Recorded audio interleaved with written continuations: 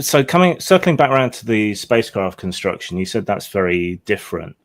I think it says that there's modular spaceship construction, and that sounds quite sort of central to the idea here, and it reflects what we've seen on things like the ISS and so on. And it also sounds a lot less crunchy than some of the spaceship construction in various iterations of Traveller. So where is it in the sort of crunch scale? Is it more towards the narrative end? Was it a way of capturing some realism without getting overly complicated? Yeah, we're avoiding a super complicated or direct system. It's more like guidelines that you can use to create these systems.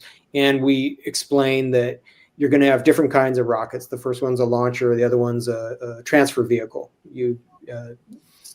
Generally speaking, the only way we're currently escaping the Earth's gravity well is by getting up there on a chemical rocket. There are other ways to get to space, but we're not anticipating, well, for example, centrifugal launches. You can't do that with a human. They get turned into paste.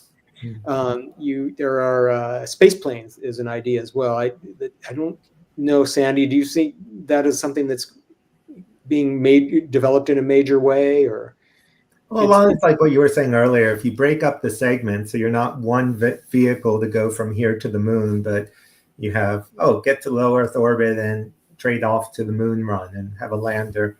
There's design possibilities. Landers, capsules, space planes. We get into that a little bit as well with one of the designs.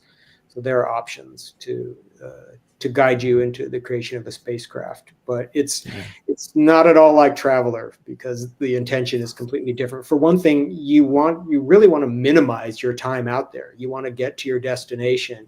You don't want to, in a science fiction game, you want to hang out on the ship. You don't worry about radiation or anything else.